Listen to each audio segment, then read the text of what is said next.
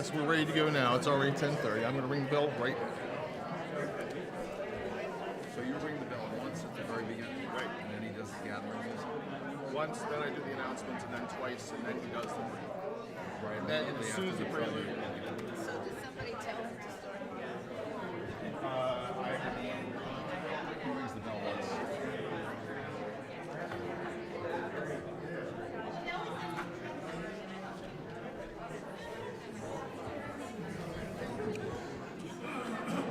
Good morning to everyone.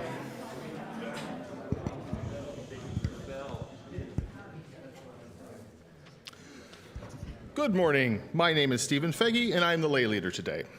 Welcome to the Unitarian Universalist Church of the North Hills. Whether you have been with this church a decade or more, or this is your first time visiting, we welcome you. Whatever the faith and traditions of your past, we welcome you. Whatever your theological stance, we welcome you. Whoever you are and whomever you love, we welcome you. Wherever you come from, whatever your journey has been, we welcome you. We begin our service by acknowledging that the land we stand on was taken from the local indigenous people. Inspired by their culture, may we strive to become better stewards of the earth. We welcome to our pulpit this morning Reverend Roberta Finkelstein and Barry Finkelstein. They are offering welcome support as we kick off our Raise the RUUF stewardship campaign. Newcomer capital campaign. Thank you. Newcomers and guests are always welcome to participate in any of our church activities. If you'd like more information about our church or Unitarian Universalism, please talk to our Director of Lifespan Faith Development, Dana Poss, or one of our board members. You can find contact information for Dana and the board on our website. Please also join your fellow Unitarian Universalists from across the region for this year's Unitarian Universalists of Greater Pittsburgh Annual Assembly, which will be held virtually and in person November 12th at First Unitarian Church in Shadyside. Please see the e-news for additional information. Please join us for the coffee hour following the service. There is none because of the Raise the RUUF Fest. Okay. Again, welcome to the Unitarian Universalist Church of the North Hills. It is good to be together both in person and virtually.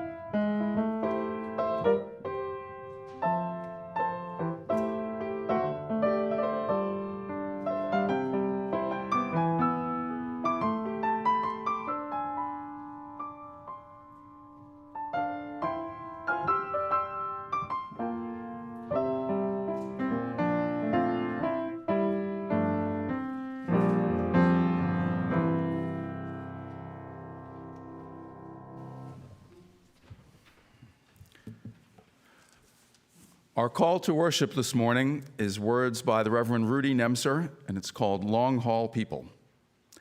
They happen in churches when you're lucky. Other places too, though I mostly know ecclesiastical varieties.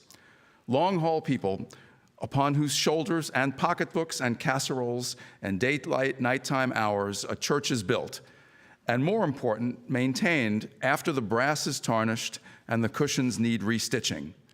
They pay their pledges full and on time, even when the music's too modern. They support each canvas, though the sermons aren't always short. They mow the lawns, and they come to suppers. They teach Sunday school when there's no one else, and even though they'll miss services. Asked what they think of the minister, plans for the kitchen renovation, the choral anthem, the Christmas pageant, the color of the bathroom paint, they'll reply, individuals and fashions arrive and pass, but the church, our church, will be here, steady and strong for a long, long time. And so it will. For the long haul people, bless the church with a very special blessing.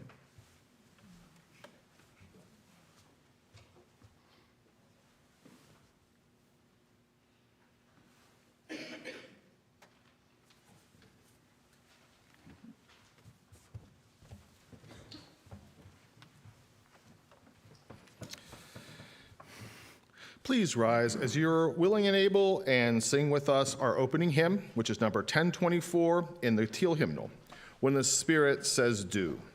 We will change the word shout to build on the second to last verse.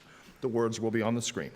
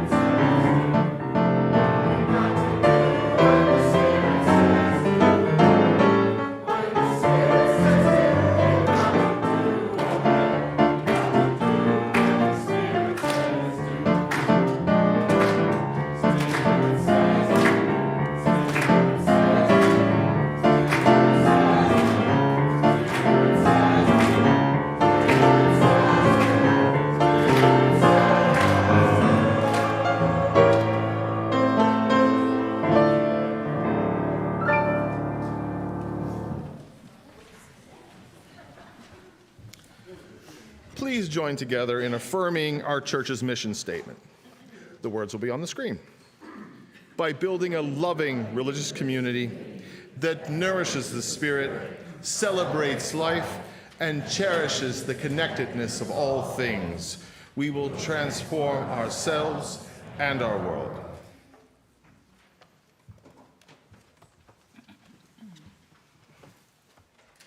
Good morning. My name is Edith, and I'll be reading the Time for All Ages today. So I'd like to invite the young and the young at heart to come and be with me up here on the stage.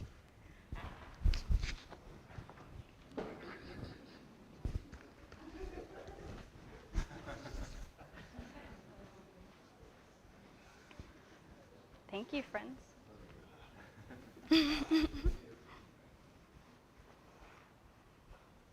Today's story is What We'll Build, and it's by Oliver Jeffers. It's about our plans for together future.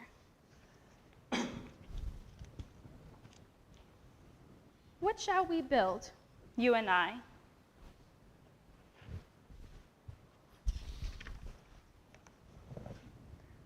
Let's gather all our tools for a start.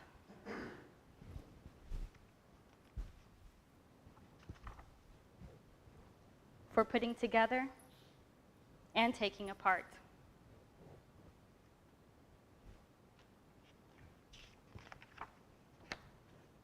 Let's build a door where there was none.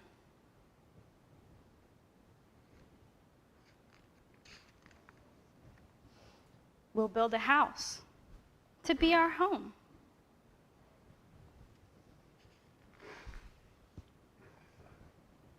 I'll build your future, and you'll build mine. We'll build a watch to keep our time.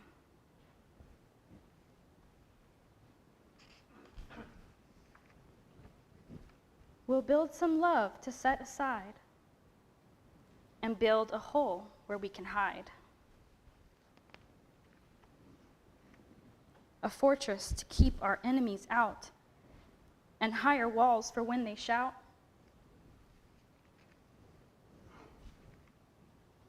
But you don't always lose, and you don't always win. So we'll build a gate to let them in.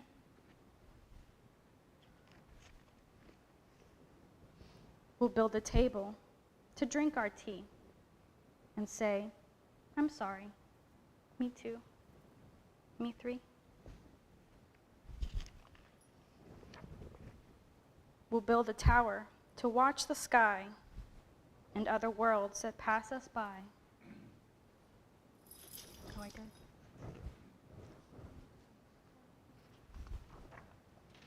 Let's build a tunnel anywhere. Let's build a road up to the moon. Let's build some comfy place to rest, for we'll be tired soon.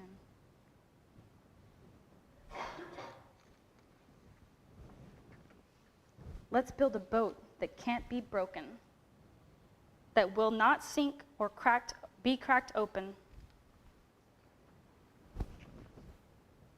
A place to stay when all is lost, to keep the things that we love the most.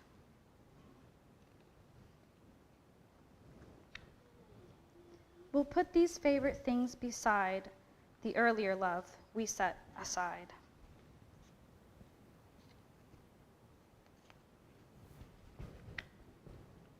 I think that we may want them later, when times are hard and needs are greater.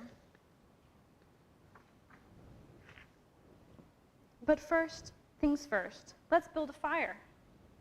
For we've planned a lot, and now we're tired.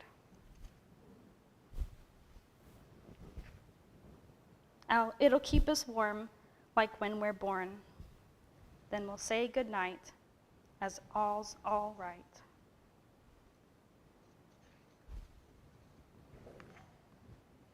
These are the things we'll build, you and I. The end. Thank you. And now we'll sing the children to their classes.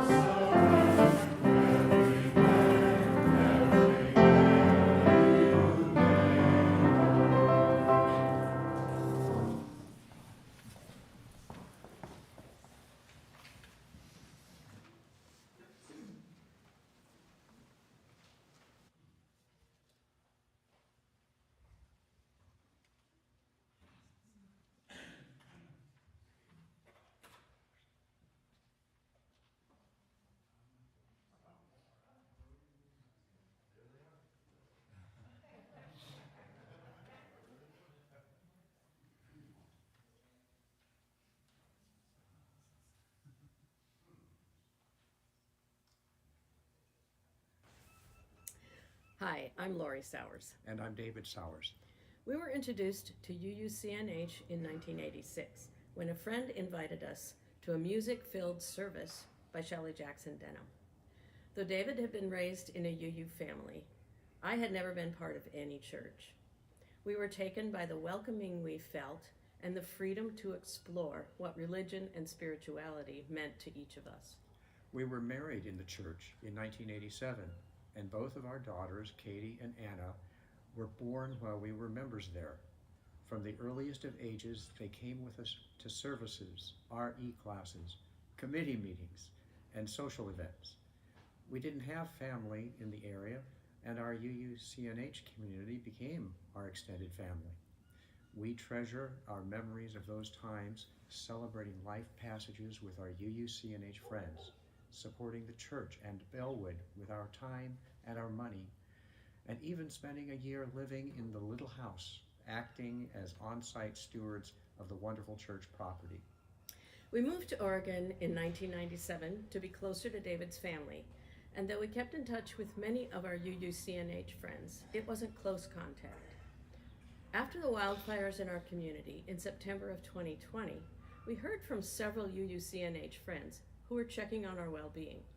We realized how much those friendships meant to us, and the hidden blessing of the pandemic meant that we could connect virtually. We feel so fortunate to have reconnected with this community, these friendships, the UU principles, and even the spaces that we see every Sunday when we tune in. Though we are far away, this still feels like our community. We're helping to raise the roof because we treasure the history and development of the Red Barn, and we know how important that space is. We want to help ensure that it continues to be a safe, welcoming space for everyone, to support the community that we love, and to make the UU principles more widely available to people who are seeking a spiritual home, whether they live near or far.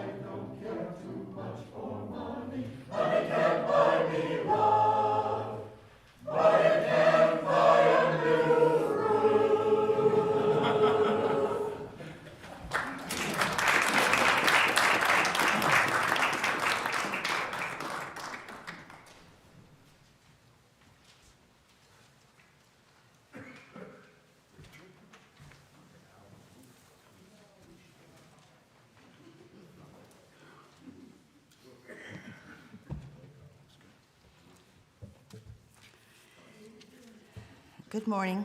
I'm Susan Powers from the Lay Pastoral Care Team. During our service, we create this sacred space for sharing within our community. It's a time to share significant life passages with the congregation so that you can be held in loving care. I'll be reading the joys and sorrows this morning, and Ruth Horowitz will be placing a stone representing each joy or sorrow in the sand. The sand represents our congregation supporting our sorrows and lifting up our joys. From Lindsay Scott, a joy. At 5:34 on Monday, Alexis gave birth to a healthy baby boy, Bowden Wren, 7 pounds, 9 ounces, 20 and a half inches. Alexis is doing well, and we are all ecstatic with joy. To Lindsay and Alexis, we say, we share in your joy. From Ruth Horowitz, a sorrow. My longtime best friend's husband died yesterday. He has had several major health issues for years. To Ruth, we say, we're holding you in our hearts. From Beth Zach, a sorrow. My dad has recently been diagnosed with acute leukemia. He has started treatment, and we are hoping for the best. To Beth, we say, we're holding you in our hearts. From Joe Meyer, a sorrow. Jeevan Pillar, son of Jim and Sharon Pillar, died Friday night. To Jim and Sharon, we say, we're holding you in our hearts. We now place one more stone in the sand for all the joys and sorrows that exist in our hearts but remain unspoken today. We especially think of our church community as we move through this transition period to our future. Please know that the Lay Pastoral Care Team is here for you to listen and to support you. You can always reach us collectively via the Breeze form, our lpct@uucnh.org email, or individually as you choose. From far and near, please say with me our caring words. Let us hold in our circle of caring each person here. Let us hold in our hearts those who are unable to be here today. Let us hold in our memories those who have moved on. Let us find comfort in knowing that we are not alone.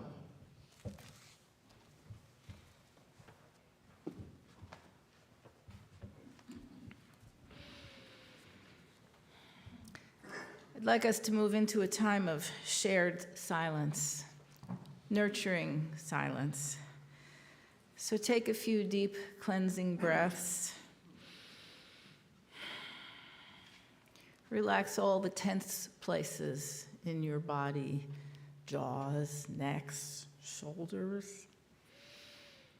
Find a focal point and ground yourself. And now become aware of the energy that brings us together and holds us together in beloved community. May we open our minds and hearts to a place of quiet, to a silent prayer for the healing of pain, and to the soft coming of love among us and between us.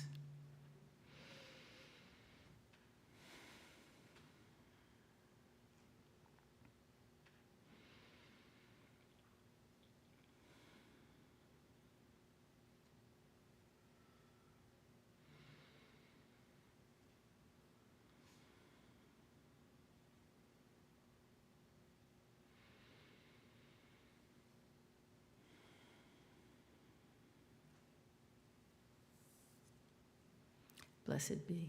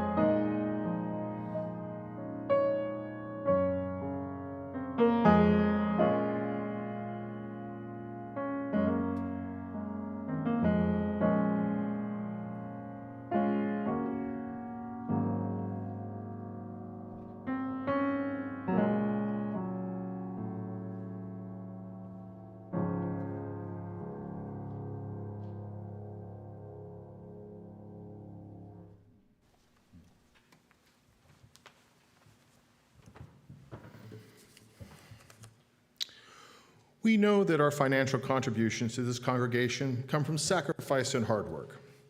We are so grateful for this and commit ourselves together to ensure the funds we gather collectively do a greater good for ourselves and our world than they could have done alone. If you're here with us today in person, you can put your offering in the baskets being passed by the ushers. If you're joining us virtually, you can make your offering by mailing a check to the church or going to the uucnh.org website, finding the link in the upper right-hand corner that says Donate, and making a contribution equivalent to what you would be putting in the plate or more. This month's Share the Plate recipient is Bread for the World. Bread for the World is a nonpartisan Christian advocacy organization based in the United States that advocates for policy changes to end hunger. The morning offering will now be given and gratefully received.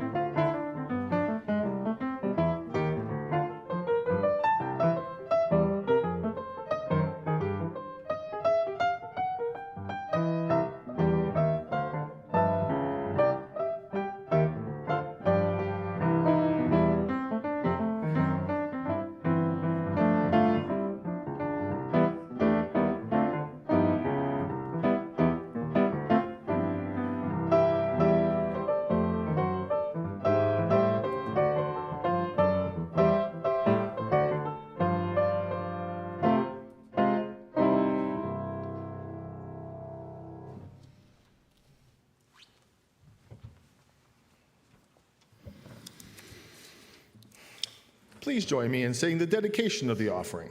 The words will be on the screen. May these gifts and the work of our hands and hearts give power to all we stand for as a community of faith.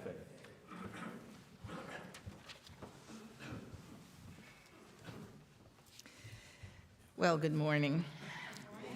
As Stephen said, I'm Reverend Roberta Finkelstein, recently retired from the Unitarian Universalist ministry after 30 years, much of it spent as an accredited interim minister, serving different congregations. And from that perspective, let me just say that if you don't know how blessed you are with the quality of music you have in this sanctuary on Sunday morning,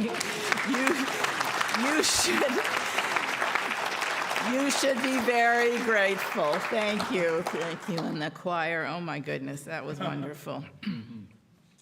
So, I believe there are two kinds of people in the world. People who believe in baseball as a metaphor for life, and the rest of you. For the rest of you, I ask your indulgence because that's what I'm going to talk about this morning. And I believe the best way to communicate the truth of our lives is through stories. And as Washington Post writer David Von Driel once said, baseball appeals to the story lovers and the storytellers in us. For example, the story of Jackie Robinson breaking the color barrier in professional sports is not just about sports, is it? It's about ourselves as Americans and people. Now, another reason to indulge my baseball talk is that I believe that the best work we do in religion and life is the work that we do out of our passions. And one of my passions is baseball. My mom grew up in Johnstown, Pennsylvania, not far from here. I grew up in New York City, so I found it amusing when I was a child for her to describe Pittsburgh as the big city. But that was her truth in childhood. And she rooted for the Pirates until the Mets came to Queens, where we lived at the time. My father was a Dodgers fan forever, although he resented forever their move from Brooklyn to Los Angeles, right? In addition to being a birthright baseball fan, I married into a family of ardent baseball fans, and then somehow, and much to my surprise, I managed to give birth to a boy child who was not only a baseball fan, but was a serious baseball player all the way through college and beyond. So the spring before kindergarten, Danny came to me and said he wanted to sign up for Little League. I told him I thought he was too young. I thought, you ought to start school first before you start playing organized sports. And his response was, let's just call them and find out. So if you call them and find out, you learn that if your child is 5 years old, it doesn't matter whether they've started school, they can start playing baseball. And that began for me and Barry a vocation, really, a part-time and sometimes full-time vocation that involved sitting in very uncomfortable bleachers in all kinds of weather, rooting for teams so numerous I can't even remember them now, but all of them collections of children and youth who have loved baseball as much as we have. It is possible that I have spent more time at baseball games than I have spent in church. Don't tell anybody that. Danny's, our son's, passion for baseball has been unrelenting. His last year in college, he tore his ulnar ligament. That's the thing that keeps the two pieces of his pitching elbow attached. He declined to have surgery at the time, as it would have meant missing his final season in college, so he played with the torn ligament. He was in considerable pain much of the time. He could only pitch for an inning or two before it became unbearable, but he pitched well, contributing to his team while doing what he loved. At the end of his senior season, his teammates voted him the most courageous award. I was horrified at the idea of my child being in so much pain for the sake of what I thought of just a sport, but I was also awed by his determination. Is it worth it? I asked him foolishly. And the child once again was the teacher as he said incredulously, "Of course, Mom." Hearkening back to that very simple self-understanding that if you are a baseball player, then what you do is play baseball. I myself played the most difficult position in baseball, mother of the pitcher. When Danny was pitching, I couldn't sit in the stands. I lurked behind the bleachers, peeking out to keep up with the action. I sometimes walked away. At his home field, I would watch from a distance up a little hill away from the field so that I could agonize in peace. And it was from that distance that I took the true measure of the game. It is from that perspective that I developed my personal baseball as a metaphor for life philosophy. This is it. There is a choreography to the game of baseball that is both beautiful and instructive to students of life. First of all, and I think this is unique to baseball among all sports, most of the time in baseball, nothing happens. This is true of life as well. The meaning of our lives is in the everyday, not in the moments of high drama. Most of our waking time is spent on the mundane and the ordinary.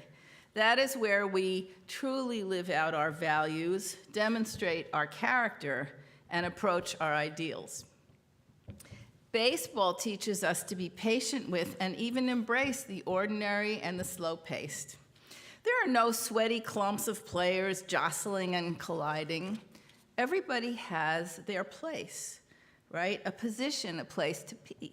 The pitcher is on the mound, fidgeting, talking to himself, scowling. The batter lounging around home plate in some proximity to the batter's box, doing his own fidgety dance. The fielders all staring out at the horizon or the sky in different directions. The fans engaged in various conversations in the stands unrelated to the sport at hand. From a distance, from that perspective, it often looks like nobody is paying any attention at all to the game. But then, at some secret signal, it changes. The pitcher stares in and comes to set.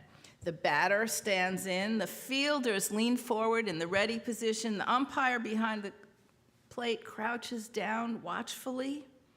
The fans turn back to the field. Somebody throws the ball. Somebody occasionally hits the ball. Somebody occasionally catches the ball. And then they all go back to their solitary meditative pursuits until it is time for the next pitch. Baseball is a very simple game. You throw the ball, you catch the ball, you hit the ball. Sometimes you win, sometimes you lose, and sometimes it rains. That's the famous line from the movie Bull Durham, spoken by Tim Robbins, who played Nuke LaLoosh, right? But doesn't that apply universally? Our jobs, our families, our attempts at justice-making and peacemaking, our congregation.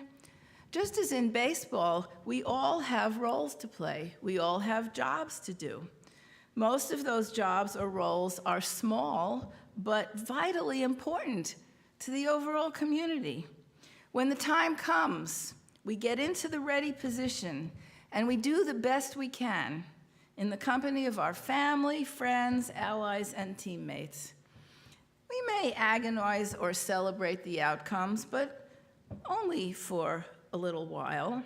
And then it's on to the next game, the next challenge, the next pitch. Some of you may know that the Boston Red Sox went a long time in between World Series, right? Towards the end of that drought, Barry and I were in Boston at a Red Sox game, and there was somebody selling T-shirts outside the stadium, outside Fenway Park, that said, "Hey, anyone can have a bad century."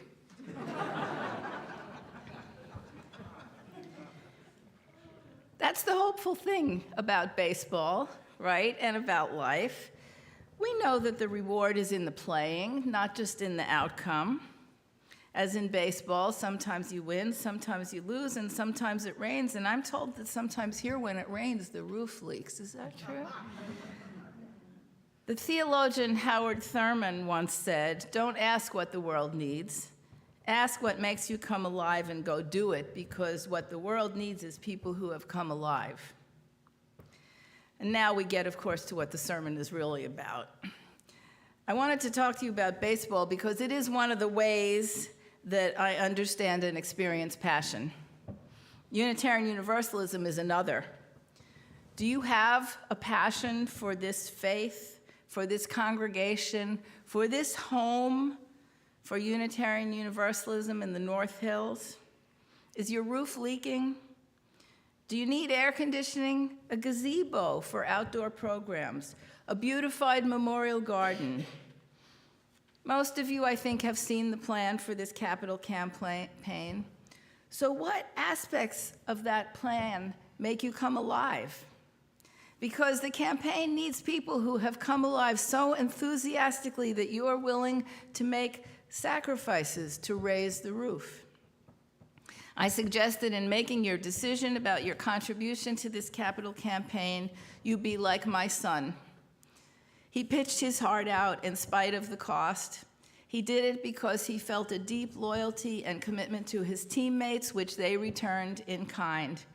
He did it because he loves the game of baseball. He loved it much too dearly to sit back and simply be a spectator. He has to play the game.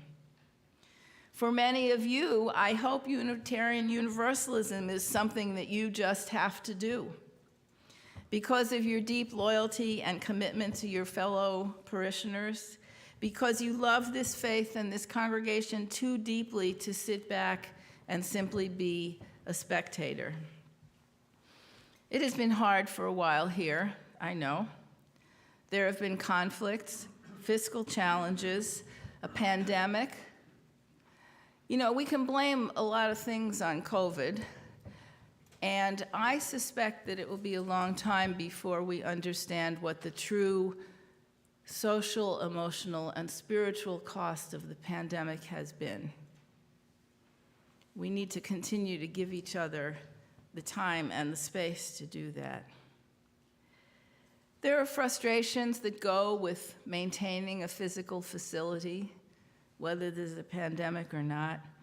But in spite of all of that, here you are. And here is something that deserves your passion and commitment. It deserves your best, even when it is hard, even when you lose, even when it rains. And furthermore, it deserves your money. This building, these grounds, this staff, these programs, they deserve to be properly capitalized. They deserve the best you have to give. So I want to leave you with some profound words from a contemporary philosopher, George Carlin. Maybe you know him. Baseball and football are the two most popular spectator sports in this country. And as such, it seems they ought to be able to tell us something about ourselves and our values. Baseball is a mid-19th century pastoral game. Football is a 20th century technological struggle. In football, you receive a penalty. In baseball, you make an error. In football, the specialist comes in to kick. In baseball, the specialist comes in to relieve somebody. Football has hitting, clipping, spearing, piling on, personal fouls, late hitting, and unnecessary roughness. Baseball has the sacrifice. Baseball has no time limit. We don't even know when it's going to end, might have extra innings. Football is rigidly timed. It will end even if we have to go to sudden death. And finally, the objectives of the two games are completely different. In football, the objective is for the quarterback, also known as the field general, to be on target with his aerial assault, riddling the defense by hitting receivers with deadly accuracy in spite of the blitz, even if he has to use the shotgun. With short bullet passes and long bombs, he marches his troops into enemy territory, balancing this aerial assault with a sustained ground attack that punches holes in the forward wall of the enemy's defensive lines. In baseball, the object is to go home. Barry, take us home.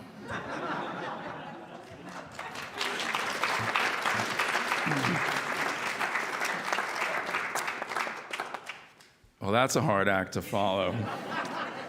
I did bring my baseball cap from our son's college baseball team, but maybe that won't be enough. But anyway, home. I like to think of the notion of home and where we are in this capital campaign here that I have been blessed to be able to help you with for the last year. So as Roberta said, baseball starts and ends at home after a trip around the bases. We come full circle and wind up safe at home.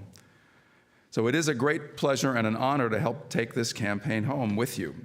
Now, to start, I want you to know that you are well on the way home. So far, the early phase of the campaign, which is kind of officially ending today, this phase of the campaign has raised just over $700,000, roughly 3/4 of the amount of money that you need for the plan that you have for the $950,000 plan. This is about 3/4 of the way there and is right on track with where we had hoped to be right now. So this is terrific. You are doing really well. Despite the challenges of the pandemic and all the other things, you are really doing very well. And I'm convinced that it will be easy to get the rest of the way there. So back to getting home. What does it mean to be home? In my role as a stewardship consultant, I've had the great joy to talk with literally thousands of Unitarian Universalists in individual and group settings around the country. And so many of them tell me that they have found a home in their UU congregation. Many say they felt home as soon as they walked through the door the first time. That's in fact what happened to me the first time I walked through the door at the Unitarian Church in Arlington, Virginia. I knew within about 5 minutes that I was home. And I'm sure that's true for many of you too. You have found your spiritual home here. So I ask you, think for a second, what does it mean to be home here at the UU Church of the North Hills? Shout out some things about what come to mind about being home, about this being your spiritual home.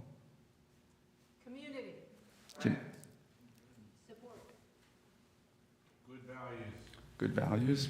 Justice. What was that? Justice. Caring for our young. Excellent. Music. All kinds of wonderful things. And those of you online, think about the same question and put your answers in the chat. Share with one another. So as I said, I too found a home at my first UU church in Arlington, Virginia. And I knew this faith was for me and that I had really always been a Unitarian Universalist, even though I had never heard of the religion. But home for me in the Unitarian Universalist Church became a place to pursue social justice. It became a place to pursue music, both playing and singing. And it became a place where I could grow my faith and my skills in all sorts of directions that I would never have imagined, from leading youth groups and becoming an owl teacher, to learning how to play poker in the poker group, to chairing the board of a nonprofit senior housing complex that the church sponsored. In my new home, I also learned about the power of money, which is what led me to become a stewardship consultant and what led me to be here with you. And so here I am. So back to raising the roof. I invite you to think about money as power and also about the power of money. Of course, we all know that it takes money to make the world go round, as they say. Isn't there a song about that?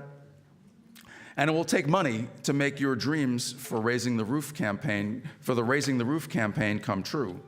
It takes money to take care of our homes. And as true as that is, I also invite you to think about the power of money in a different way.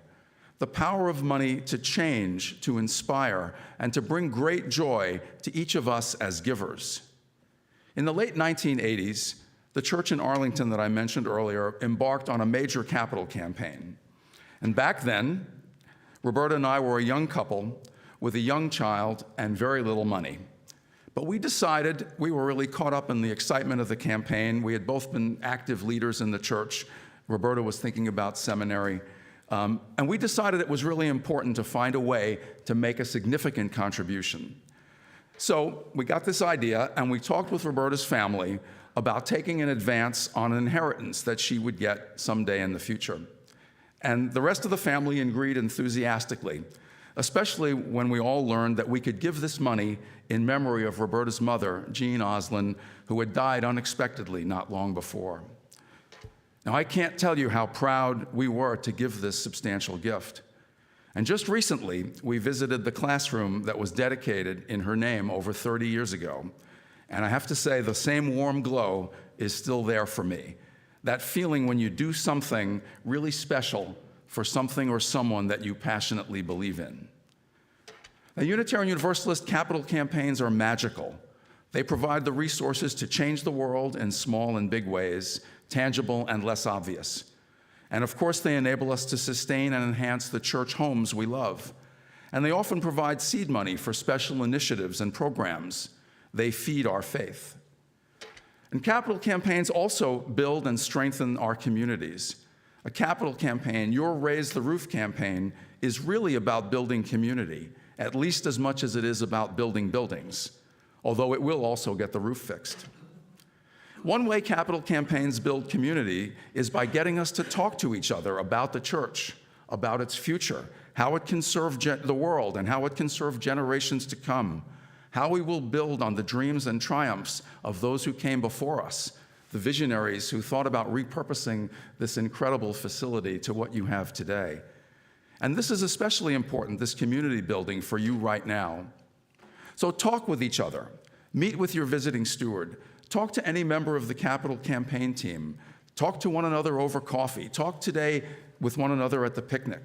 Take advantage of this campaign to talk, to hope and dream, and share those hopes and dreams with each other. And remember my experience with my first capital campaign. Capital campaigns and generous giving feed the souls of the givers. In my experience, we get more out of the money we give away than we do from the money we spend. Generosity is a noble impulse, especially in our UU congregations. Giving money away for something that ignites our passions, like this church, is incredibly gratifying. To quote Maya Angelou, I have found that among its other benefits, giving liberates the soul of the giver. The other thing I have learned in my travels is that Unitarian Universalists really love capital campaigns, and they find creative ways to dig deep to contribute. They defer buying a new car. They defer remodeling their kitchen or taking expensive vacations. They recognize that in order for this to work, we all have to come together now. The time is now and over the next 3 years. So things that can be deferred, a lot of us find ways to defer and divert that money to this campaign. Think about it. If you're thinking about trading in and buying a new car, if you can hold on to the car for your old car for the 3 years of the campaign, remember you have 3 years to pay, and save, let's say, around $500 a month in car payments, that comes to $18,000 over the 3 years. Money you might not have thought you could find, just as the money we found in asking for an advance on an inheritance was money we thought we didn't have. So see me at the picnic afterwards, and I'll tell you some more stories that I have heard from Unitarian Universalists around the country. And one thing I can guarantee you is that nothing will match the feeling you'll get from making a significant contribution to this Raise the RUUF campaign. So for the good of this wonderful church, to help it heal and come together, fix the roof, and strengthen the community for decades to come, dig deep to raise the roof. And at least as important, for the good of your souls, dig even deeper to experience the profound joy of generosity. Now, I'd like to invite the visiting stewards. You have, some of you may know, or many of you may know, we have visiting stewards who have signed up, volunteered to go out and meet with all of you in personal conversation to talk about the church, talk about the campaign, and to accept your pledges. And we had a training session with the visiting stewards yesterday, and they are geared up and ready to go. And I'd like to invite them all, those who are here, to come forward and stand up in the front and face the congregation. And we're going to do a little litany, a covenant between the stewards and the rest of you. Invite Carol Balance, who is co-chair of your capital campaign team, to get this going.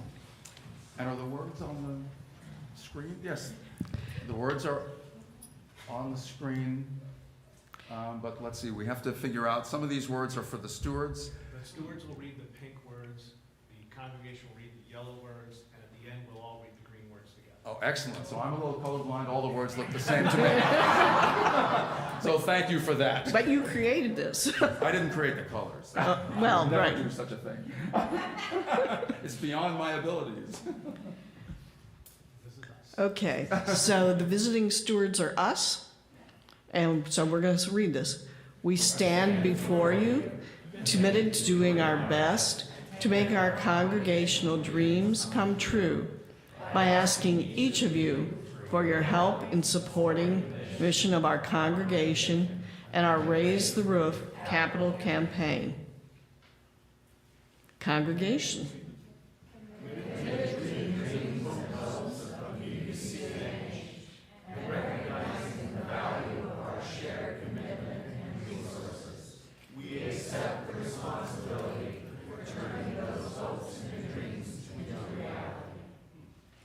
Stewards, we commit ourselves to preparing for each stewardship conversation by having already made our own financial commitment and becoming knowledgeable about the goals of our building renovation program and capital campaign.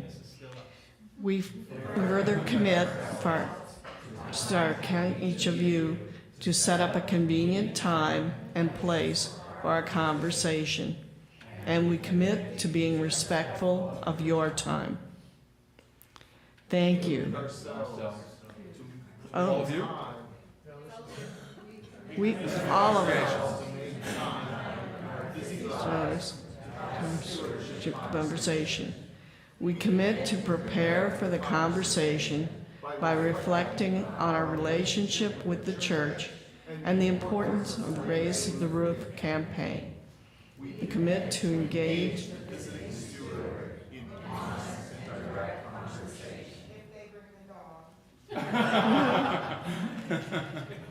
visiting stewards. We commit ourselves to listen respectfully to your dreams and concerns. We promise to keep private what should be private and pass along only that information that you have asked us to share. Congregation. We commit ourselves to generosity, spirit, and promise to make financial commitments to the best of our ability. Commitments that make us proud. Everyone. And together, we commit ourselves to enjoy each other's company, to respect each other's ideas, perceptions, and beliefs, and to have a good time while raising critical capital accounts to ensure the future health and grandest dreams of our church. And I do want to point out that these people are trained and ready to go, and we did that yesterday. But there are 6 people here who have been working on this for a year, the main capital campaign team. I'm Carol Balance, and I'm co-chair of the capital campaign team with Joe Meyer, who had to be in New York for a funeral last night, so he's not here.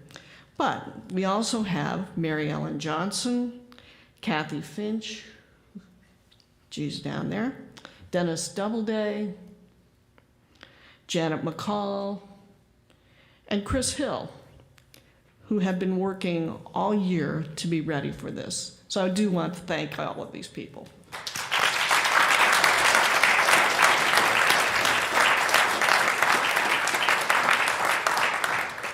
And now you can sit down. Thank you.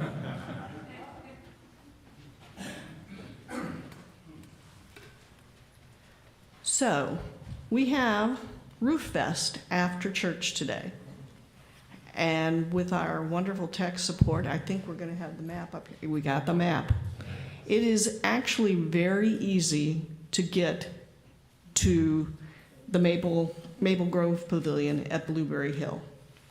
So you go out the driveway of UUCNH, turn right onto West Ingomar Road. At the stop sign, turn right onto Rochester Road. Drive 1.4 miles on Rochester, turn left onto Nicholson Road. Drive a half a mile on Nicholson, you will just cross the interstate and you will turn left into Blueberry Hill Park. When you get into the park, you will turn left at the sign for Maple Grove Pavilion, and you'll see it is kind of down a hill. And there's a log cabin near it as well. The pavilion is at the bottom of that hill. So 2 rights and 3 lefts, and you'll be there. See you later.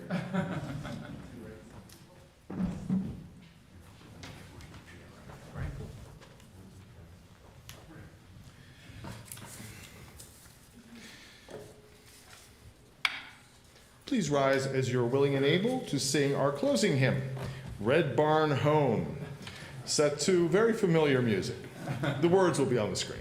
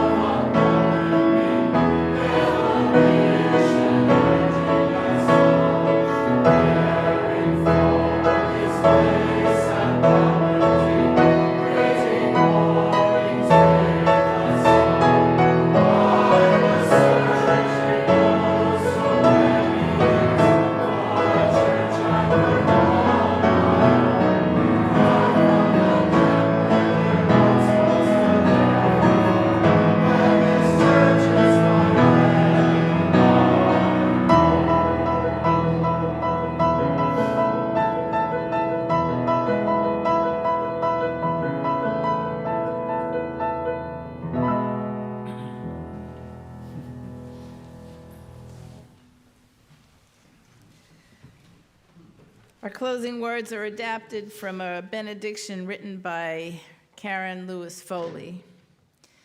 May we honor and hold gently our past. May we live fully our present. May we hope toward and build our future. Living our mission, may the fruits of this campaign breathe with the hope, faith, and love of the ages. May they never become walls that separate to hold us in and others out. May they be like arms that reach outward to embrace our community and our beautiful, broken world. Extending our ministry to all with healing, justice, service, and love, let us go forth in joy, live in peace, and return in love. Amen.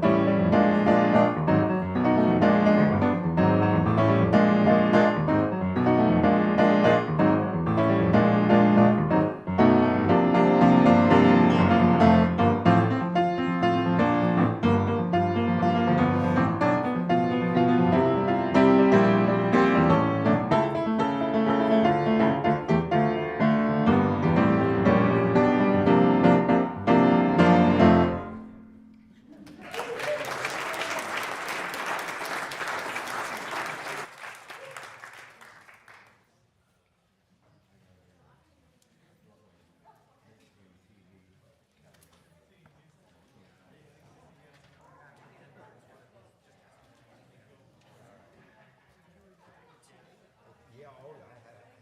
Nick and I brought it downstairs and